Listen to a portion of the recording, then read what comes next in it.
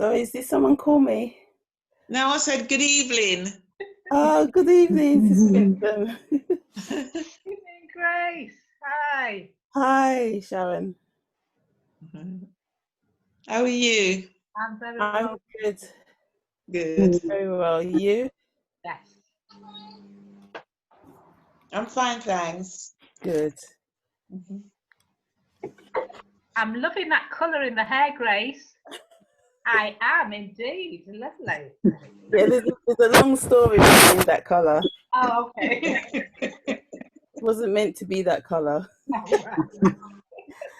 Lockdown. Yeah, that's my excuse. Lockdown hair.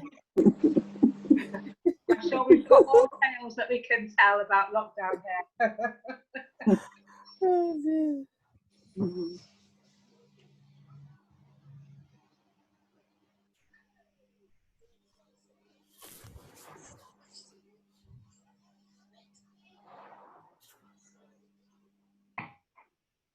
Waiting on Jerome.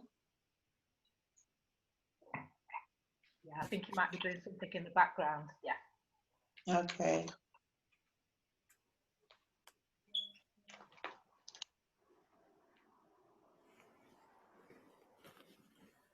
Hi, Sister Donna. How are you?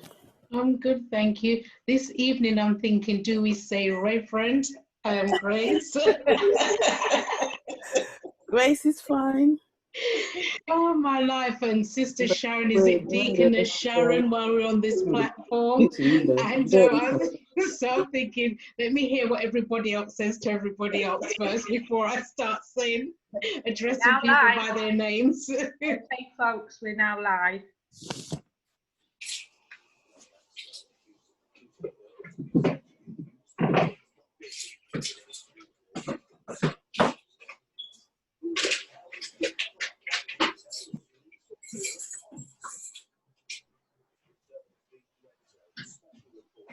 Yeah, completely over to you now, Shan. Completely over to you. Excellent. Thank you, Jerome. And good evening and welcome to everyone on the Zoom platform, and in particular our guest panel speakers tonight. I hope you've managed to get yourself your drink of choice. You've had a little chance to get a little snack, and if you're here with us, just put a little, I don't know if you can at the moment, can they, Jerome, put anything in a chat or to say that they're here? But if you're here tonight, we're happy to have you, and we're looking forward to a great conversation. I'd like to thank Jerome and his team for the opportunity to host. My name is Sharon Scott, and the topic of tonight's conversation is motherhood. I think the concept of bringing people together to talk and share their experiences is a great one. So again, kudos to Jerome and the team for having the vision to set this up and to put this in place. Because indeed, we can all learn from each other. That's the thing that we want to do tonight. So in going over to the introduction of speakers, can I introduce our panel lineup? We've got a fantastic lineup of speakers on the panel tonight who will share their own particular experiences of motherhood.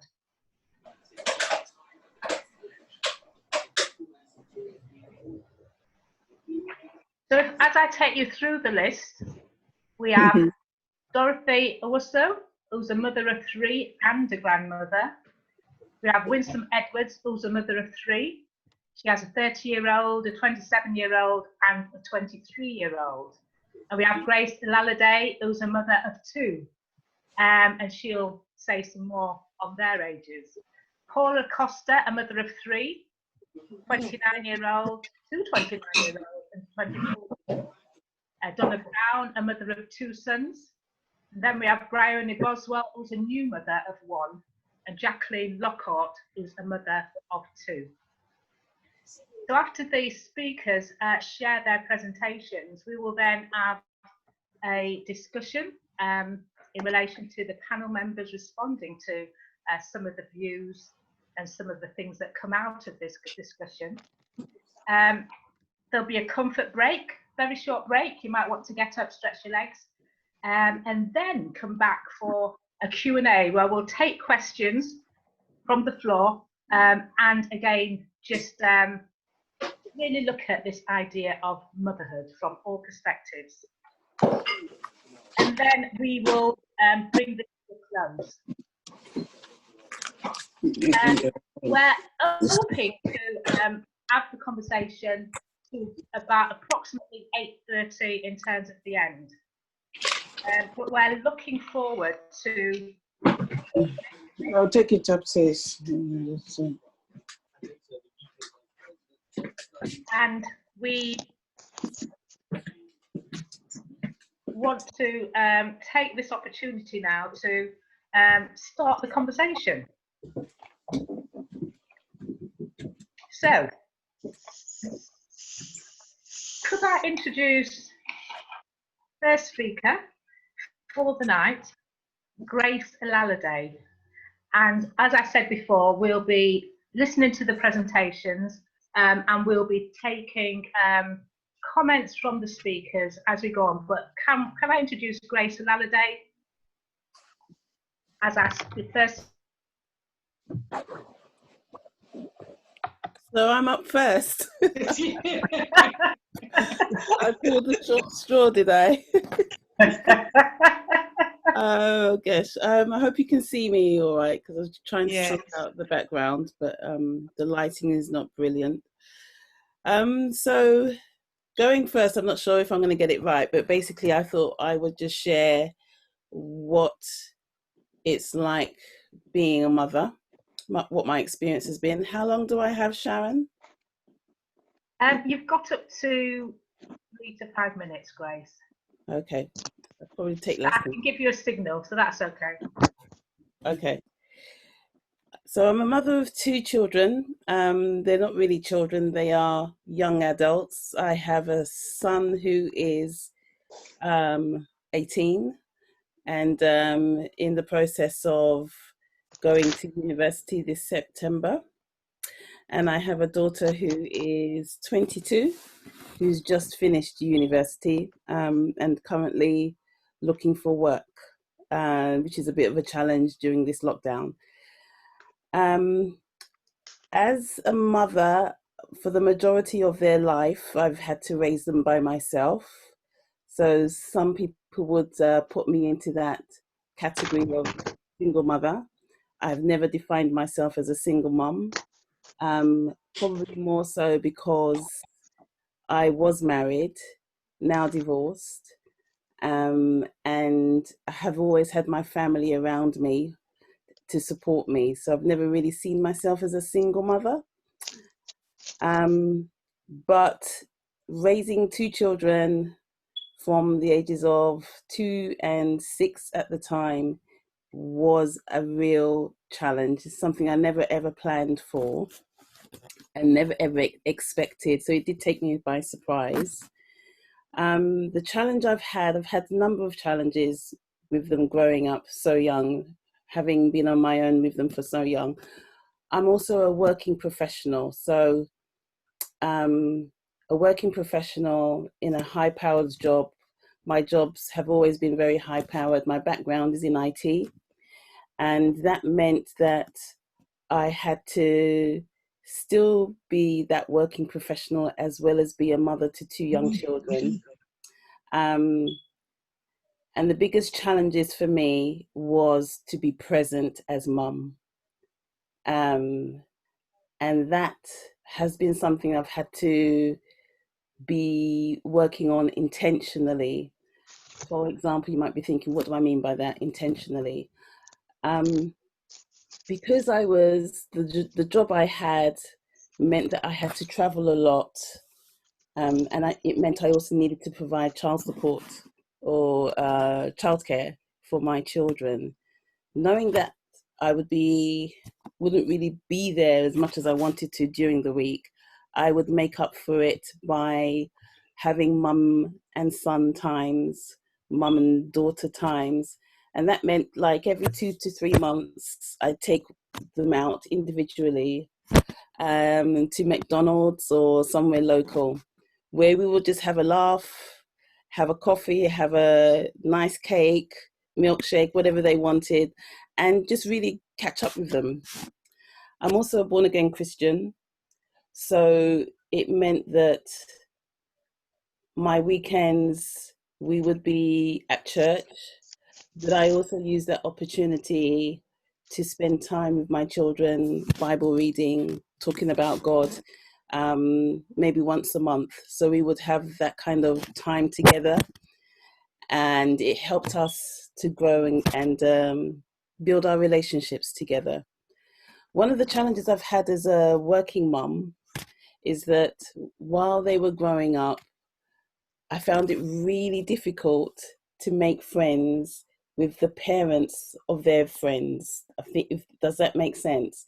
So I would come rushing back from work, trying to pick up my children when the school gates close, and you'd have all these young mums who they weren't working, they were stay-at-home mums, and I just had nothing in common with them, and I found that so hard. So it meant I couldn't build relationships with those parents, and they didn't really include me in any of the things that they would do after school. So that was quite interesting. And you know, if you're raising children, they always have these parties that they have to go to, their friends' birthdays. So when the birthdays would be on, hanging around with the parents was really weird because I just didn't know them. So I found that really strange.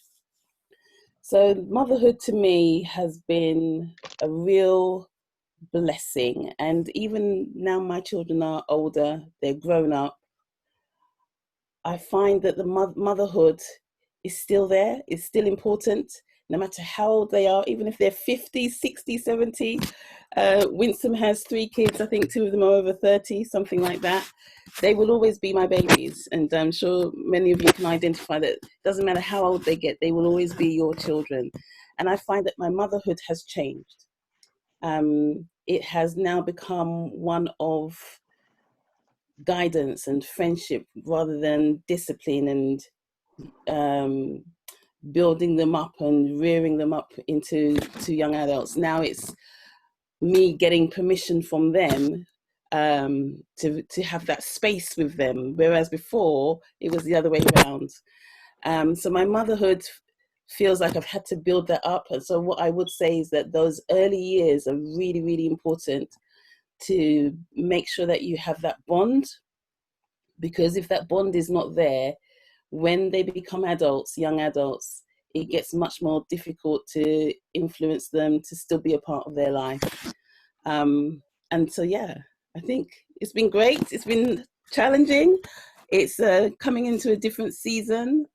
And it's really weird. The tables have turned. So if I now go out late and come back and I haven't called them or told them, they're chasing me on the phone. It's the other way around. So yeah, but I'm enjoying it. Excellent. Thank you, Grace. You've given us some really insightful areas, and I'm sure when we kind of go to other speakers on the panel, I'm sure that it resonates with the saying. So, and what's interesting in terms of just a couple of points that I'll pick out here, that you've raised your children as a parent by yourself, but you're not defining yourself as a single mum because of that family support, which I think is a really, really useful way of describing and determining how you want to be viewed, really. And then the changes in motherhood, which is one now of guidance and friendship and getting permission from them. But I think we'll come back to some of those so that we can share that across the panel when we've listened to some more speakers. So can I just thank you, Grace, for opening up the conversation. And now we will go on to Bryony Boswell. Hi, Bryony. Hi, everybody. My name's Bryony. I am 27 years old, and Marcus and I, we live in Brackley. We have a 15-month-old girl called Aria, and she's sort of at the stage now where it's been a little bit strange with lockdown, but she is sort of young enough to not understand what's going on. So we're sort of at the stage now where we're looking into nurseries and things like that ready for next year, which is quite frightening. We're actually pregnant. I am 15 weeks pregnant with our second child. So that's also been quite scary, but a little bit different because it's, even though I didn't have Aria long ago, I haven't actually seen my midwife yet or anything just because of the pandemic. So already motherhood in just this short space of time has changed. So Marcus hasn't been allowed to come to the scans or anything like that. So it's all just a little bit different. And I'm sure it will continue to be a bit different for a while. But yeah, I don't really know. I feel like we've had sort of lots of challenges along the way, but it's all been things that come with each stage. So you kind of have the challenges at the start when you come home from hospital, and you know, you have a lot of people giving you loads of different advice on so many different things. Again, we have a really good support network in terms of friends and family, and they always said to us, you know, trust your gut, and you know, you'll learn, and your baby's very different to other people's babies. And you know, you have one challenge and then it might be feeding and things like that, and then the next month it will change to another challenge when they start getting teeth and they start teething and you wonder what's wrong with them. So kind of the challenges that we've had along the way with Aria so far have all been based on her needs and what she wants, and I think that now it's starting to change to more nursery and things like that, which is, I think it will definitely be a lot more challenging for us than it will be for her. I work part-time luckily, which is nice, but I sort of I think that it would be great to have her to go to nursery and interact with other children a few days a week. Like I said, I think she'll be fine with it. I think it will be more us that will be a bit a bit worried when she does go. So yeah, they're kind of the challenges that we've faced so far. I'm sure there'll be a lot more along the way. But yeah, that's kind of it. I don't really know what else to say. Okay.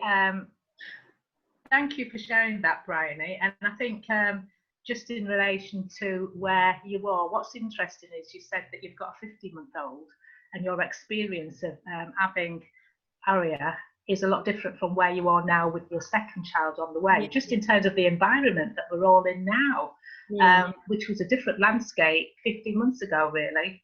And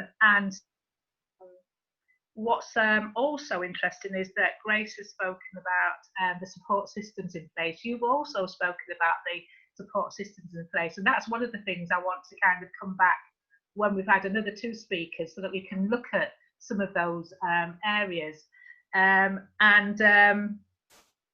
Interestingly enough, from our speakers, possibly we'll go back to that advice piece when you have your first child. The advice piece that might come from, you know, all the friends, family, those who've gone on before, or what that might be like. So there's probably three questions I would want to open up to all the other panel members in a short while. But before then, can we just go to our third speaker, just to pick up some views from you, and that's Dorothy.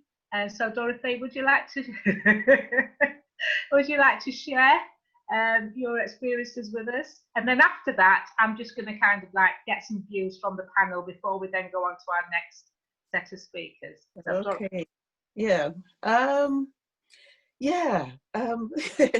It's been interesting listening to the first two speakers, and um, it so happens that, my experience is maybe slightly different, to them, in as much as my three children, my eldest is 42, and then 33, and Alex, who's just turned 30, which is, so I'm lucky enough to be still married. And so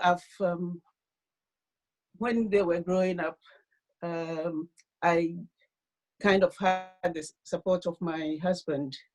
I didn't have the extended family sort of support, here, because my family are scattered all over the world, most of them in North America.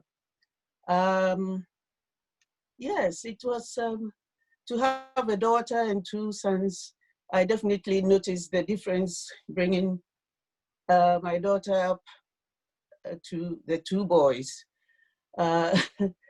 Personally, I found bringing my daughter up more difficult than the two sons, in as much as that, she my daughter is very strong-willed and, very, how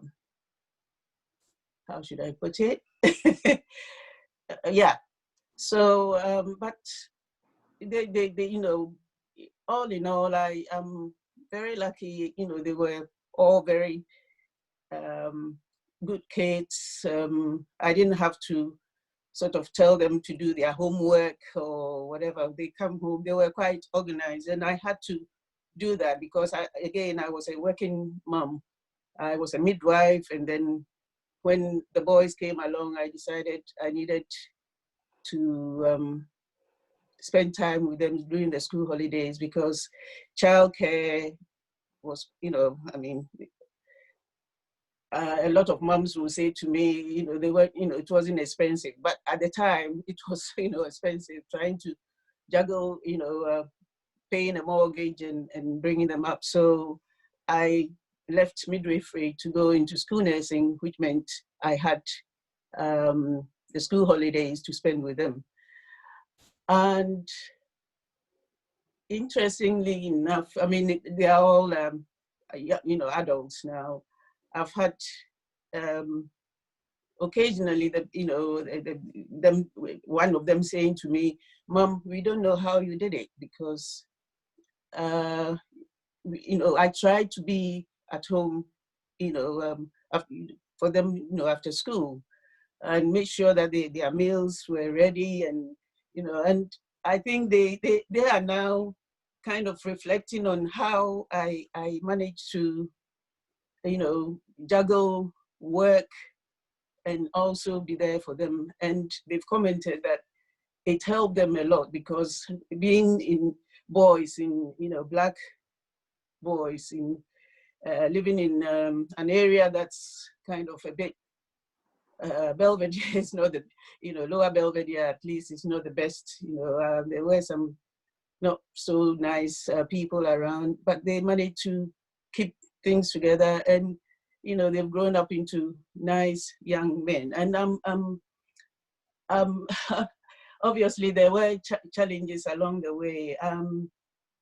As they were growing up, as my eldest son was about to go to secondary school, I was diagnosed with breast cancer, and so it was a bit difficult, trying to get them to understand. My daughter has just started uni.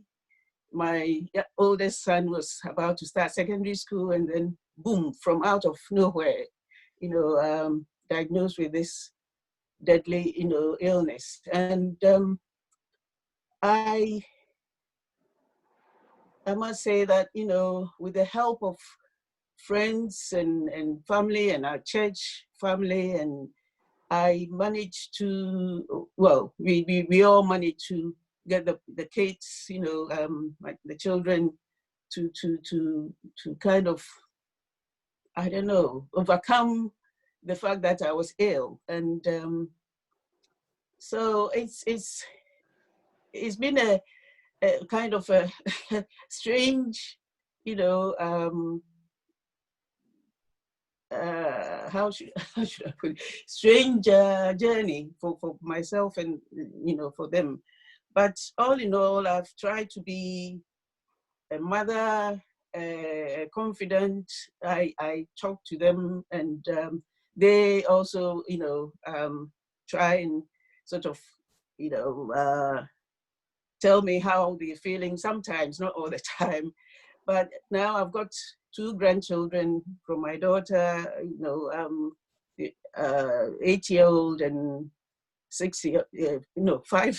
5-year-old going on 55, you know, so, so yes, and that's a whole total, you know, sort of a different experience, and one that I'm enjoying, you know, and making the most of it, because it's a wonderful, wonderful, wonderful thing to have, you know, to be a grandparent or a grandmother. And I feel very blessed too that I'm here to see them and to share, you know, them as a you know, grandchildren. And I don't know what I am waffling on a bit. It's just a bit, yeah. It's been a very interesting journey, I have to say. But you know, all in all, God has been good.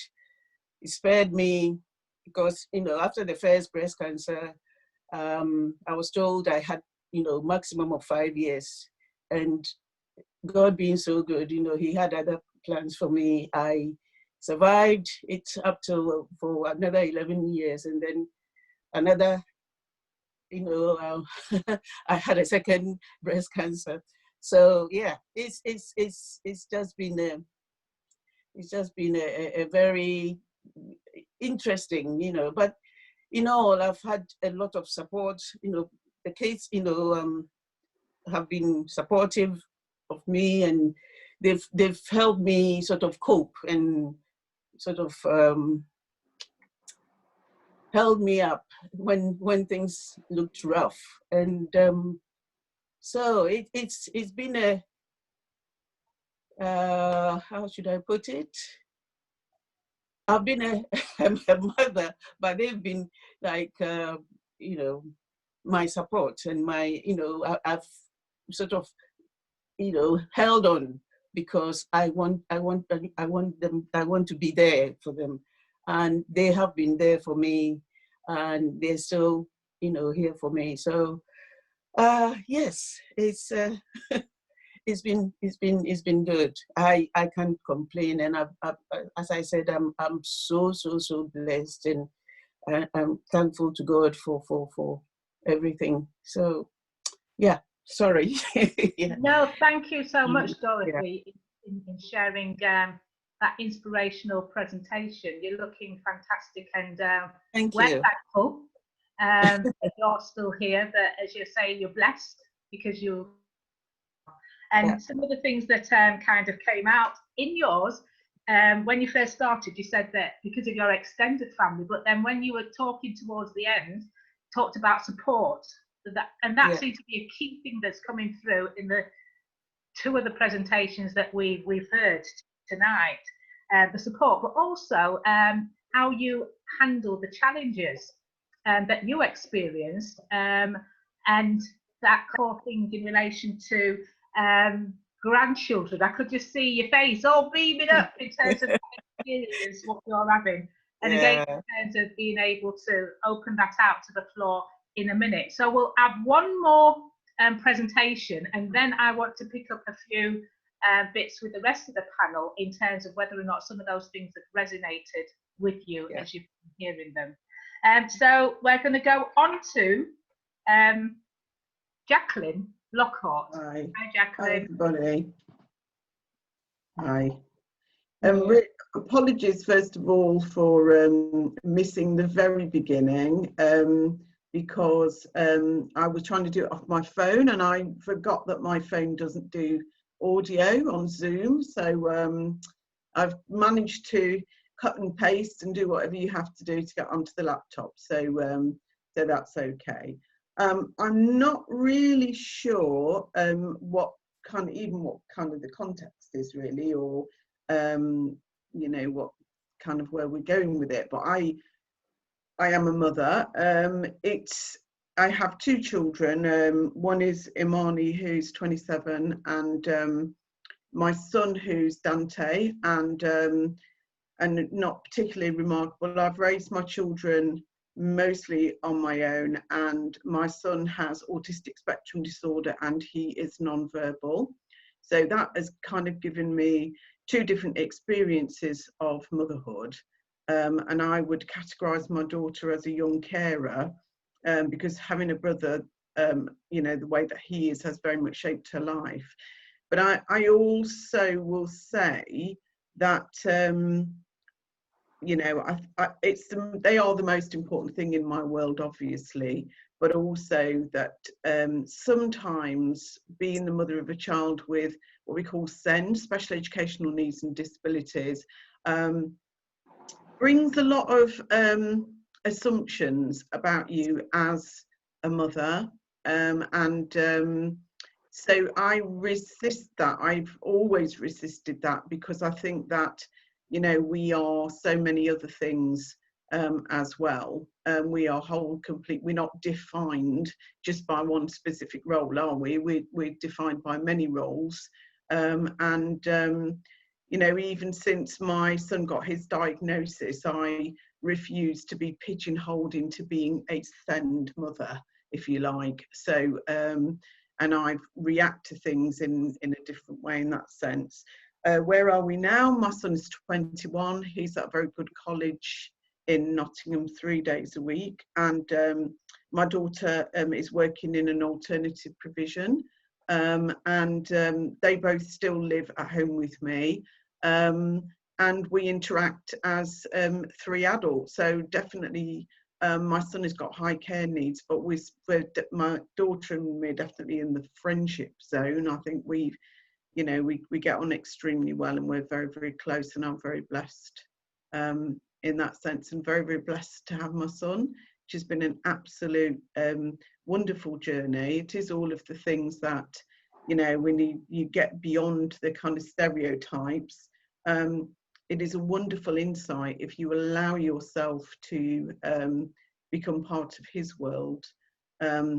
It's introduced me to people I would not otherwise have met, and just being around him has changed me greatly as an individual as well, but never moving too far away from what I was originally before he came along.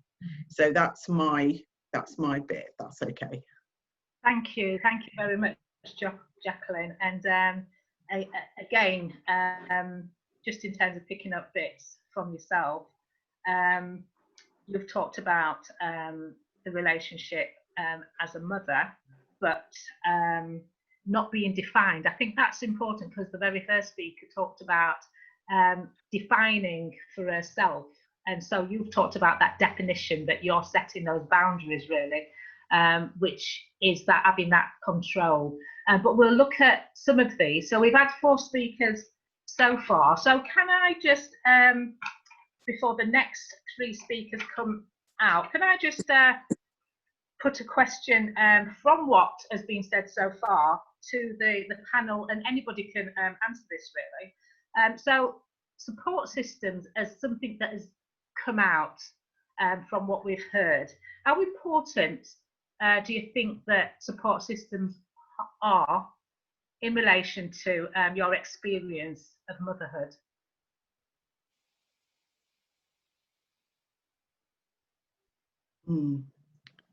For me, when I had my first child, I had to go back to work, and my grandmother was able to look after my son.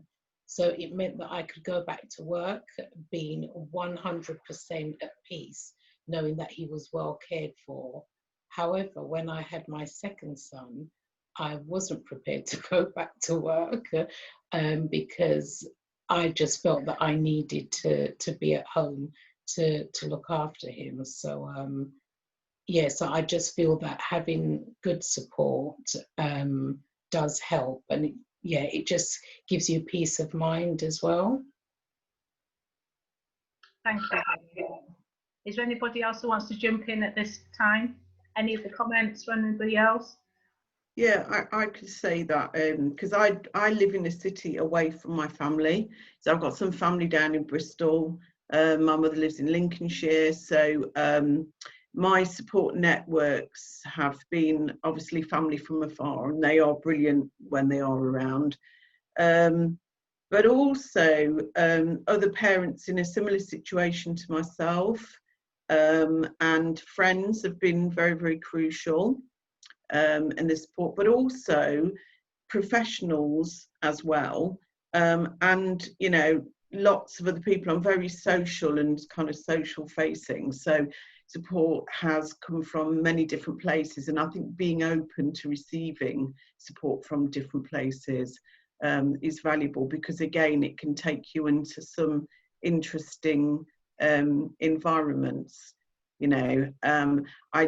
I recognised my isolation, potential isolation, and did something about it. So I've always kind of tried to be in charge of defining what it is I need, and what the children, to give them the opportunity to define what they need and which directions they want to go in as well. So the support is important, but also you can jettison things which aren't helpful and shut them down as well, because sometimes support appears and it's really not the best thing.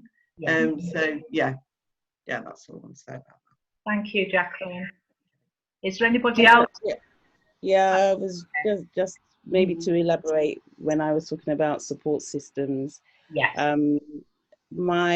Just maybe like Donna, my first child, I had to go back to work after 3 months, because back in those days, the maternity leave is nothing like what it is today. So my mum, I was very heavily reliant on my mum, who took care of my daughter while I was away at work. And then later on, again, the family support system was there, even though we had moved an hour away outside of London.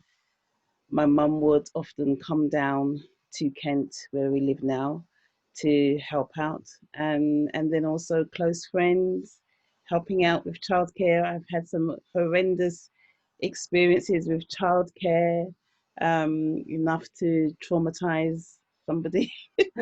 But yeah, I can remember when I had an au pair who came down, and she would not look after the kids. She would be watching TV all day. And one day, my 1.5-year-old son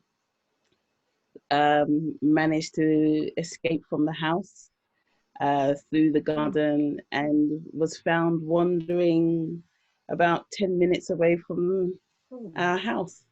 And a complete stranger had to ask him where he lives, and somehow he knows where he lives, and was able to guide the stranger back to his address. So yeah, I've had some yeah. Thank God for support systems. Yeah, that's been a lifesaver. Yeah, I can hear all the mothers on here saying, "Oh my goodness." So, yeah, every mother's worst nightmare, I would imagine. Yeah, exactly. Yeah.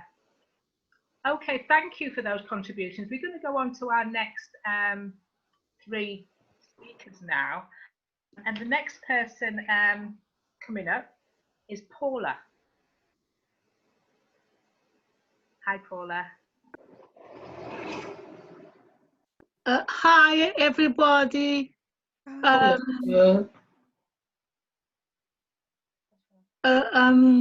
I'm enjoying very much to hear so many different witnesses and different cases and different motherhoods. And what I have to say is, to be honest, my motherhood has been really, maybe very difficult, because for a start, I am a mother not of 3, but of 4. My eldest son is now 36 years old, and he lives in Brazil. When I was very young, I was 17 years old, I got pregnant, and I didn't have any family to wake me up. So I had to take the charge myself, and to be a mother for him the way that I could. What wasn't very great in that time, to be honest. 36 years away on time, on past, was really a bit difficult. I ended up leaving my son with his godparents for a couple of years, and meanwhile I've married my ex-husband, and I got 3 children with him. That one is here present is Sonia, that is twin with a boy, and then I got another boy, my youngest son, that is 24 years old now. The twins are 29. So it has been very difficult because I got divorced from my husband when they were very young, and I had to accept all the challenges that came across on my way, and I did my best to raise them up, providing all the care that they needed, food and everything else.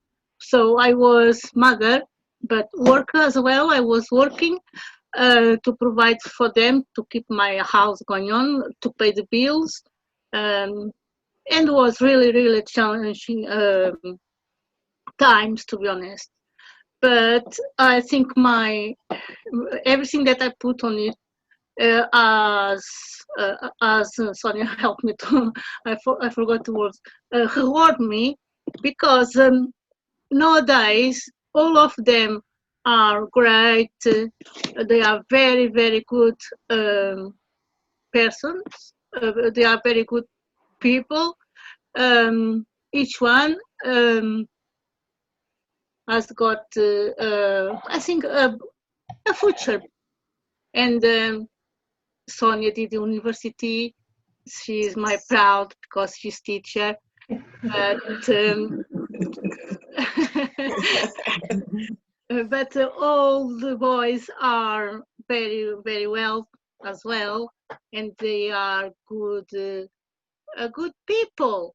Because I think even if your child is a successful person in professional aspect or something like this, is not the most important thing. The most important thing is them to be good people. And if you bring up a child with your love and all your care, and you make, sometimes when they want this or that, and you can't really give them what they want, and if you explain them situation, because sometimes you have to explain to children what is going on. If they understand, makes things a bit more easy. And it was times when I said to them, you can't go there, you can't go on holidays with your colleagues to somewhere else, or you can't have this kind of shoes that they want, or you can't do this or can't do that. But if you explain why, they accept, and they will thank you later because everything that you have done for them, what is very rewarding, yes. Yes, at the end, I think I'm happy because I think I got wonderful children, and my son George, that is twin, just got married last year in July. I'm so happy for him because he couldn't have chosen to be his wife, and I'm really proud of all of them. and I'm very happy. That's it. Oh, thank you, Paula. Again, that's excellent. And just in relation to a lot of the themes that are coming out is in terms of the challenges that you've experienced. But every mother on here is and is still standing, you know, in terms of finding a way through that. So thank you for sharing your experiences. And then I'm going to go on now to our next speaker, Donna. So would you like to share with us, Donna? I've got two sons. The eldest is 33 and the youngest is 27. He'll be 28 next Monday. And they've both been a blessing. As I said earlier, I went back to work when Carl was born, and it was a blessing that his great-grandmother, I said grandmother, but it was actually his great-grandmother that looked after him, so he was well spoiled. But yeah, that was really nice. And then when James was born, so my grandmother looked after Carl until he was 3.5, and then she just wasn't able to look after him anymore. And my mum was still working, so it was time for me to look for a nursery. And I can't go into all the stories, but there was some horrendous stories. The childminder, I got there one evening and she was in such a state because a child had wet themselves and not used the potty, and she had just spanked the child. And I immediately went into a panic, and I thought, no, I've got to find another childminder in case she decides to spank Carl for some reason. Carl, when I did find a childminder, I went to the house and he was sleeping on the floor, on the dog's cushion and all kind of things. So I said to my husband that if we do have a second child, be prepared. I'm not going to work, or we're not having another child, because there was just so many things that happened. So when James was born, I decided to stay at home. It was financially, it was really hard. It was really, really difficult. It was hand to mouth, and it was hand to mouth for many years. But thank God, he provided and we got through. For me, I kind of feel everyone seems to be really honest, so I feel that I need to be honest as well.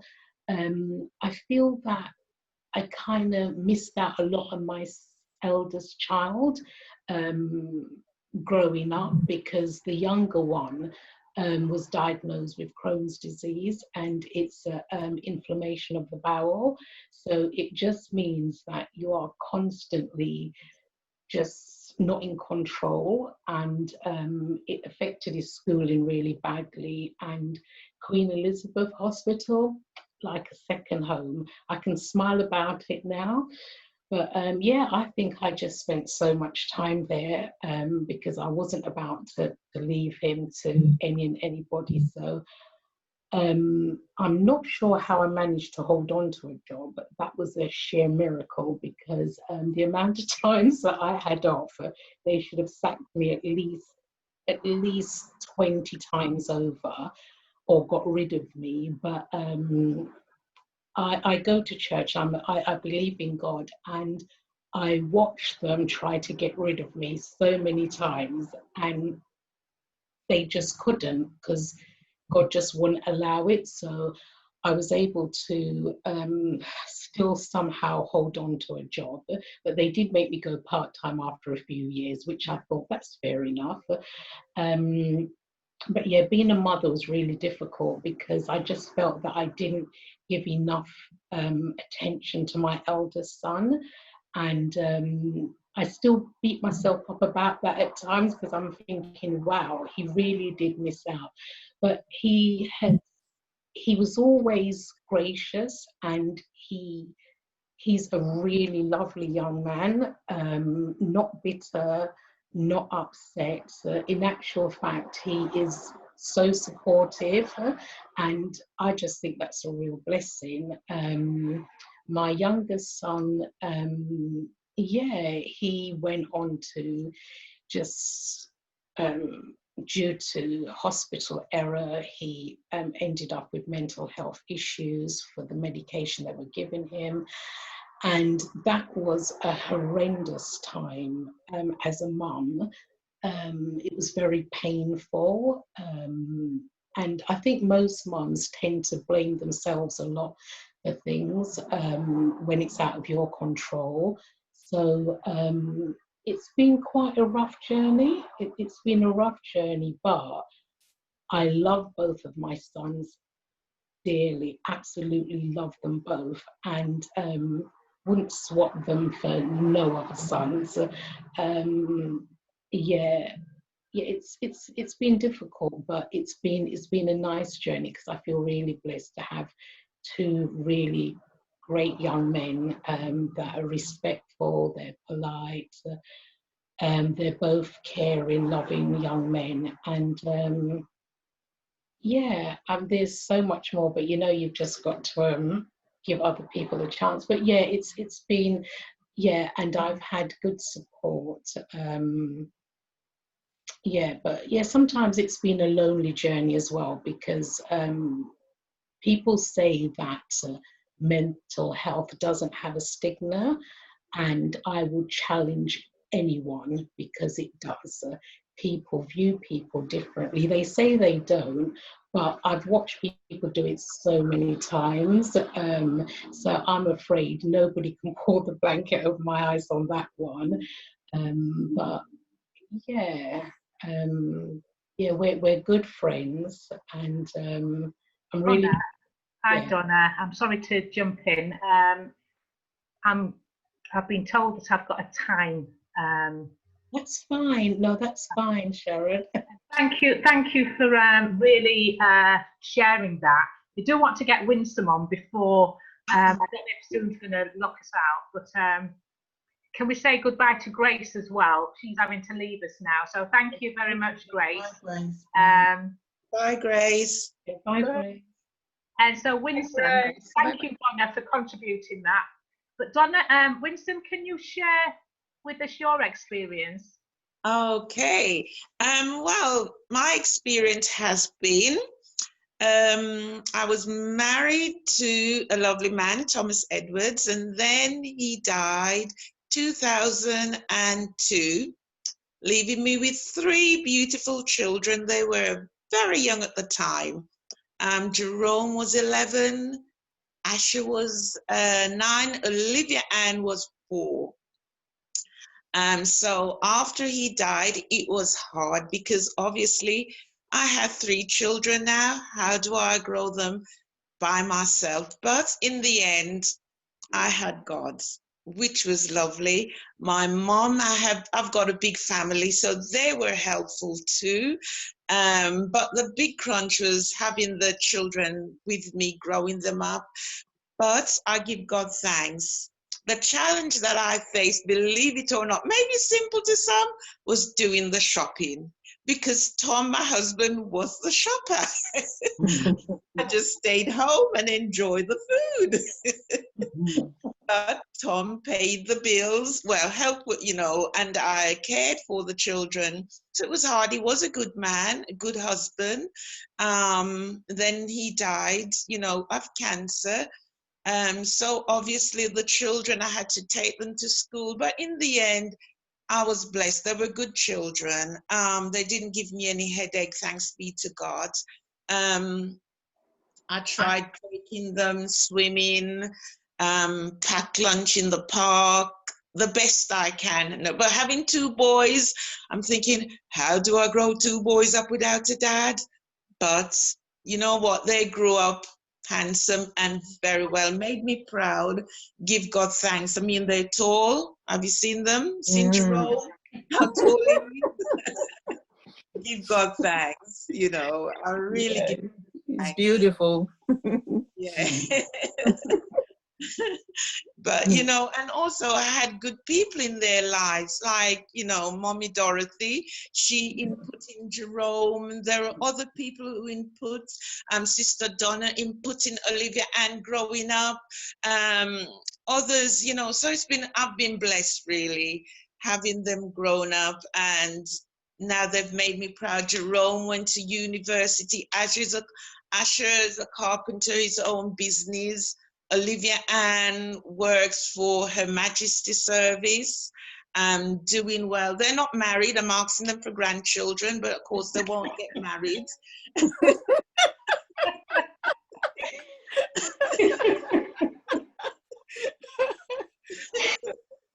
But you know what? God is to be praised.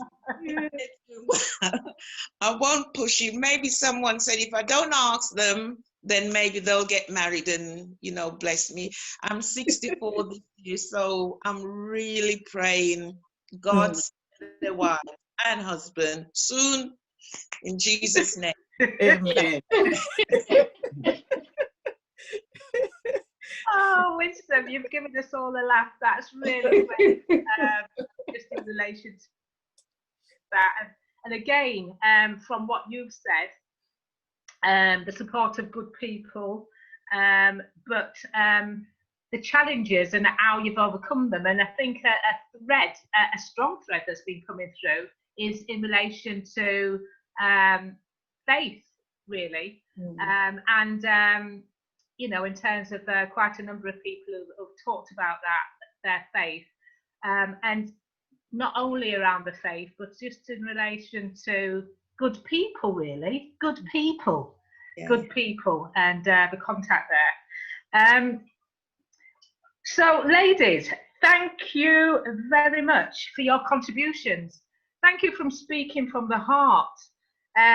It's been an excellent contribution just in terms of what you've shared from your own experiences, really, and the different stages that you're at. What we weren't able to do is just to see whether or not, from the diversity of where we're coming from, if there were any differences.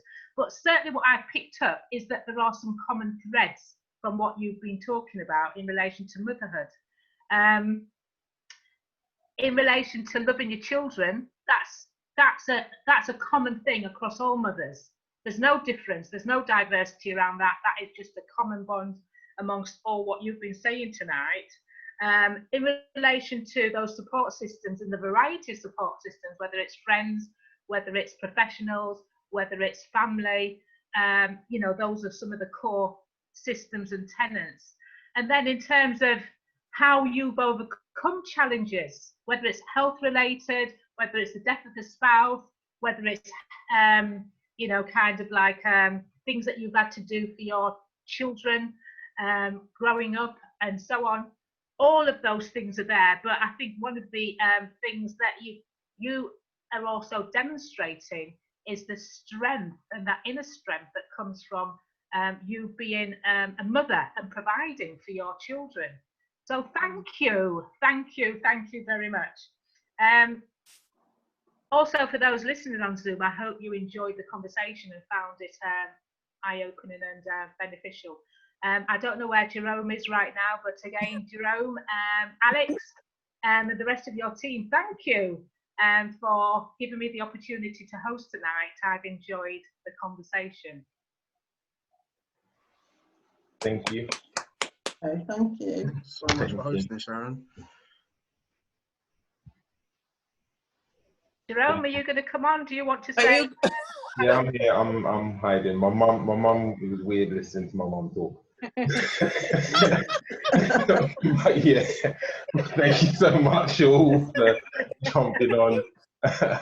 Dorothy, Paula, Bryony, Jackie, Donna, and who jumped off. Grace, thank you so much. Really great. So you can kind of see what we're trying to just set up here, just to give platforms and forums for people to share and listen and be heard. The first one was based on race, and that was the kind of thing that triggered, I guess, this platform off. And I believe Alex suggested that we do Motherhood next.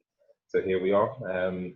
Not figured out which is going to be the next conversation for next month, but thank you all so much for joining. How I guess, is there any other, that's it from me. I'll have to close off and just listen to thoughts, or is there anyone that wants to do any final words? The final words don't necessarily need to come from me. Or they can come from me. I'm fine with that also. Can I say something? Mm. Thank you. I think being that also is very strange to hear my mother speak, but I already knew I already know her story kind of thing, but it's really nice to see women share their difficulties and be able to, I guess, openly talk about it with their children. And it's good, I think, to see the children seeing their mother's sacrifice.